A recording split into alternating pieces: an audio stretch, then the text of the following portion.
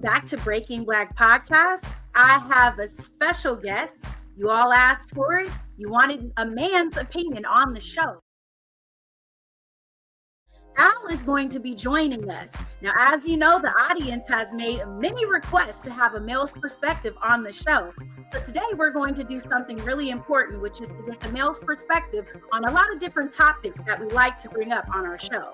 Welcome, Al. We're excited to have you on the show. I'm excited to hear your point of view, and a lot of our listeners have been asking us to have a male guest on the show. So I'm grateful to have you here today. Well, thank you. I'm honored to be one of the first male guests to be on your show. So it's exciting, and I'm just, I'm ready to give you my perspective and my thoughts. Well, today we have an interesting topic. One that we have discussed numerous times. I've seen it on social media going back and forth between women and men, and that is why men struggle with emotion. So I'd really like to see just what your take is on, why there's so many disparities between men and women when it comes to us expressing our emotion. I know that men typically say that women are a lot more emotional. Men are more logical. What's your perspective? What do you think is the reason that we either don't see as much of an expression coming from men, or do you think it's a misconception and that men, do express themselves emotionally? It's a little bit of both. I think that the thing that I noticed the most is that men, when we we're raised a certain way. We're raised to be strong. We're raised to be to protect your family. You're raised to provide these things. So when you say emotions can cause you to look weak in certain areas. And so what men struggle with, I think it just has a lot to do with upbringing and how you were raised.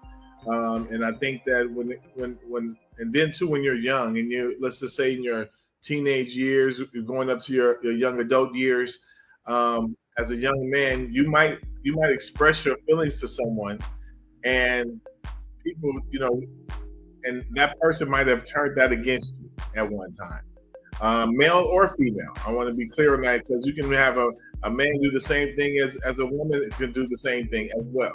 So I think at those times, that's when you get as you keep growing, you tend to keep things closer to the chest than letting it out more. And as a man, most of the time we want to seem strong with our significant other, our family, and those things. But yes, a real man, he's going to cry sometimes. A real man is going to show his emotions sometimes. It's just hard to be vulnerable in that area and not have someone throw that back at you. And I think that's what a lot of men struggle with. As I talk to men in the field I work in and just other things, I find that's the biggest thing why men don't open up a lot. That's understandable. I mean, when in terms of, men being amongst each other, I know you mentioned sort of like being that strong presence for, your significant other or your family.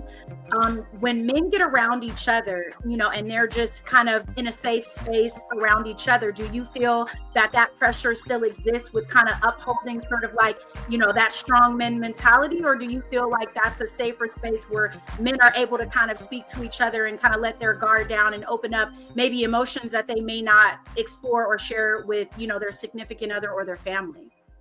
Well, I definitely will say this when when I'm in the groups of men, and we are talking, we're openly talking about things that's current in our lives. So if someone is going through something, he knows that in this circle of men, is going to stay as in that circle of men. It's not going to leave that circle. It's not going to be, I'm gonna go home and tell my wife, pillow talk with her. No, it's going to stay in that circle.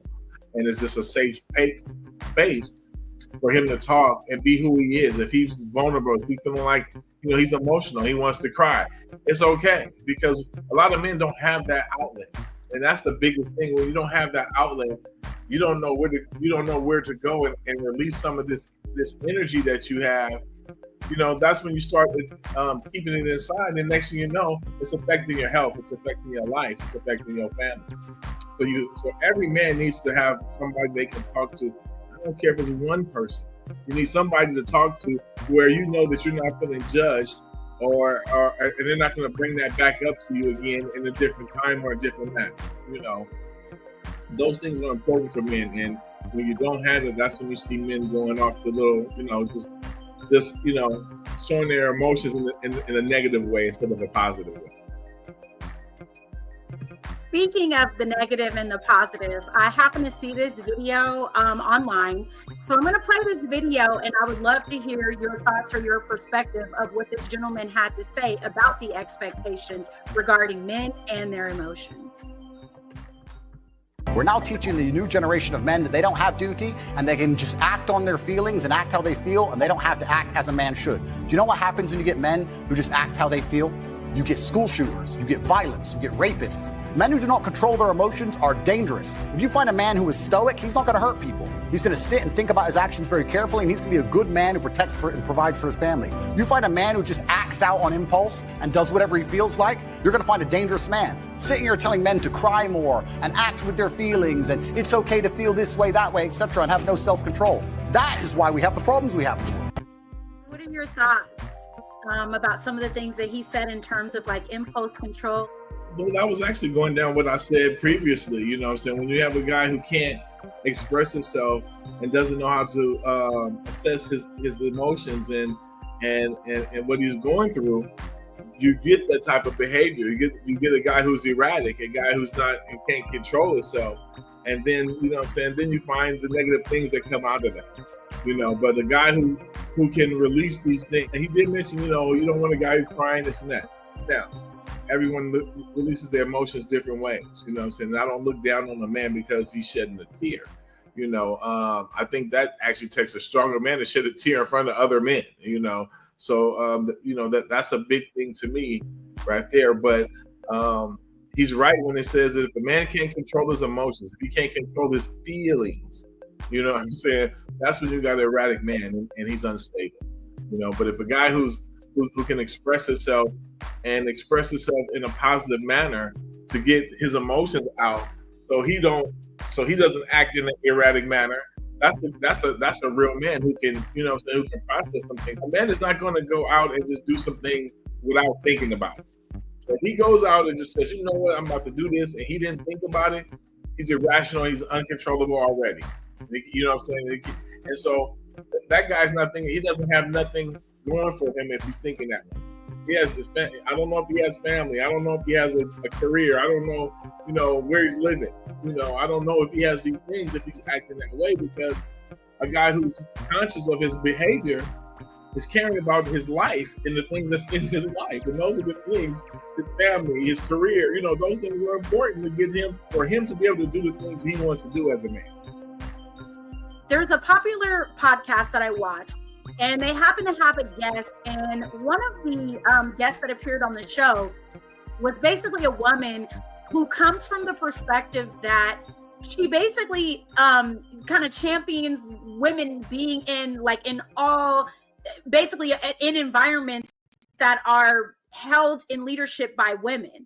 I don't necessarily agree with the full point of view that she has, but the reason that I'm bringing attention to the interview is she mentioned that there was a study done where basically men were left in an environment alone by themselves, and basically essentially said that without proper guidance or without the proper role model, that men traditionally would turn to more of their aggressive or violent nature. And so I'm curious if you would agree with that based on us looking at this video and some of the things that you've stated previously. Do you think that how a man behaves, how he tends to raise his children is indicative of having the right type of leadership? Or do you think that it is in a man's nature that he just naturally possesses certain qualities that in fact allow him to be placed in that leadership type of role? I would say that first, being born as a man puts you in a certain position off the top, I believe, is being born that way. How you behave and how you lead, you must be taught those things. You have to be shown those things. You have to understand those things too, because a lot of men A lot of men are men, but doesn't mean they're leaders, and they're leading their families. You know, it's a difference. So you definitely have to. I believe you have to see it and understand it, and then it helps you develop those skills and everything as you grow. You know what I mean? But you definitely have to see it and be taught that. And see, if you haven't seen your father love your mother or take care of your parent or take care of your mother a certain way, and then you see your father taking care of the children in a certain way as well. If you haven't seen any of that and you don't know that, it's hard for you to get attained to be the man that you want to be without any of that guidance beforehand.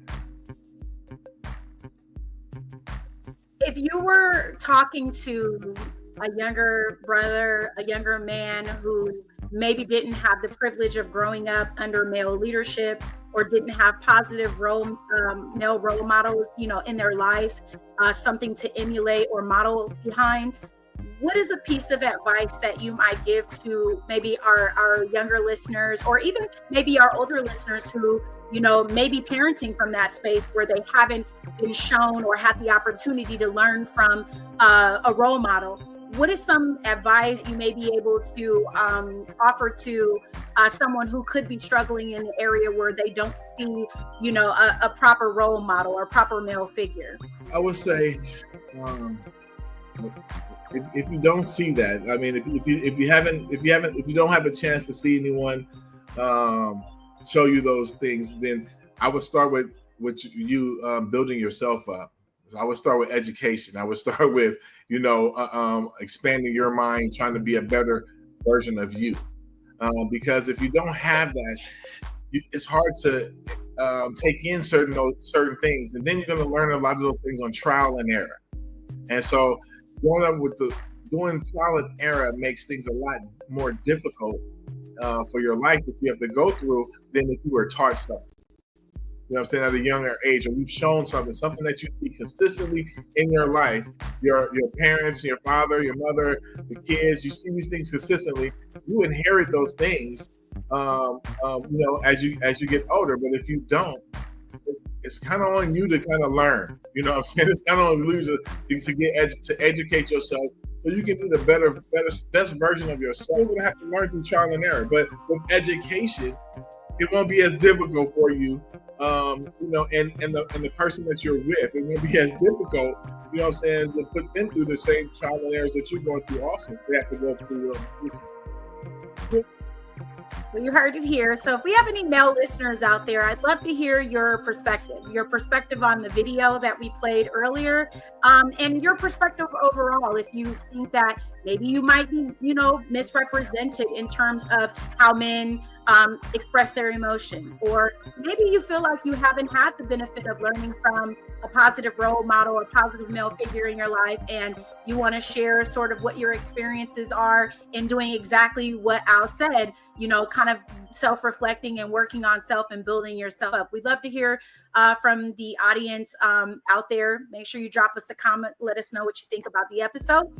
This is a little tricky because I know there's been some taboo about whether or not women should be speaking on, what it is to be a man and expected to express their emotion, because we in fact don't live or carry ourselves as men. We heard from the male's perspective in terms of what it's like to be kind of like that strong masculine male figure who sort of controls their emotion. We're actually going to hear a different perspective. I want to play a video that I saw from another podcast where a man was talking about what it is to express himself emotionally, and in terms of what that's like in dealing with how women engage men. You deal with a man that is more sensitive than you. It gets strange for me in conversations like these when we talk about one party being more sensitive or more soft. And a lot of times that kind of boxes men in, and it's alarming, because if a man can't be sensitive and soft in his relationship, then where can he be?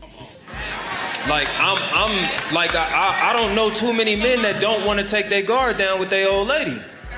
Like I don't want to have to come home and protect myself from you.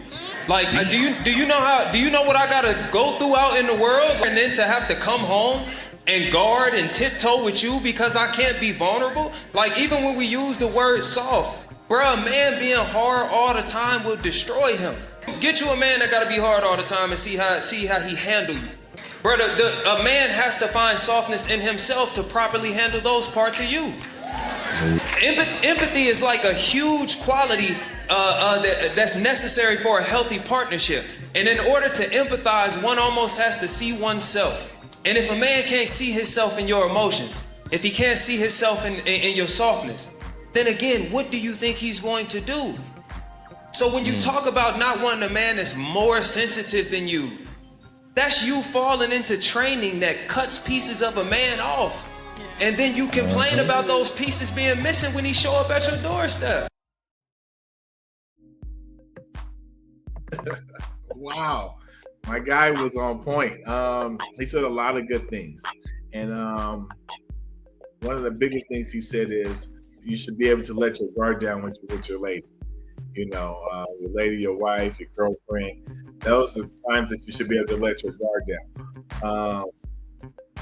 One thing I realized too, that sometimes when you when you have a good relationship, you know what I'm saying, you want to express, you do tend to let out more information, you know, than you normally will. Because men, we will hold that stuff in, because sometimes you don't want to see you don't want your partner to see you vulnerable. You don't want to see them see you cry. But a lot of times you can talk to your lady, and when you're having a discussion, and like he was saying, you know, if he's soft or he's too sensitive, when you start shooting a man down in those areas, if that's where he's at, you're going to get the opposite. And that's what he was saying. You're going to get the opposite of that. Right? Then he's going to stop. He's going to shut down. He's not going to talk to you. He's not going to say anything to you. And then the things he is going to say to you is going to be a little bit more harsher, because he's not going to trust being sensitive around you anymore. You know what I'm saying? So you have to be careful on how you what you want. And, you know, so you want to be clear on that, because a lot of times it's how it's presented too. The biggest thing is you can say just about anything to your spouse or whatever, but it's how it's presented. If you present it in the proper way, most of the time they're going to take it in the proper way. You know, so those things are really important. But again, you know, a man, he's going to hold some things in. A lot of men don't have a safe place to release that energy. You know, and so that's the biggest thing. I would say as a woman, you want to really give him that safe space, and never say something or if he confides in you and you say something that contradicts that, you're not going to get the, you know, I mean, to be honest with you, you have one time to mess that up. It's going to be hard to get it back. You know, so you can, but that one time is going to put a big dent in it.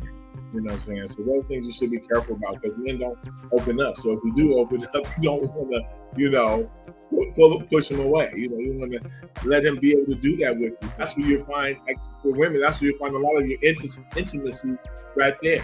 You know what I'm saying? Because he's open, and he's open to talk to you.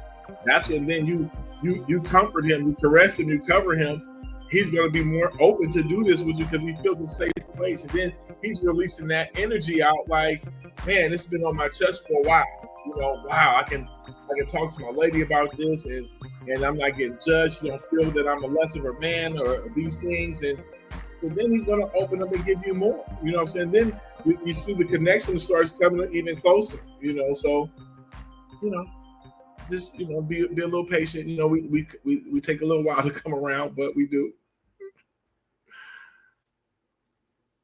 Yeah, I loved Tripp's perspective. I feel that immensely. That I think even myself as a woman, there's times when, you know, someone has shared something in confidence, and it's not so much that I would repeat or share that with someone, but there's definitely been times in my life where I would say I've brought it back up And I definitely feel like that's where you can kind of cross the boundary of that safe space where someone's telling you something in confidence, and more so for understanding. And then if it's used to kind of point out a flaw or be critical of someone, it definitely creates a space where, men will probably most often refrain from communicating with you in those same veins in certain spaces. I like that he expressed that, on one hand, there's sort of like there's this push for women, kind of raising awareness to the fact that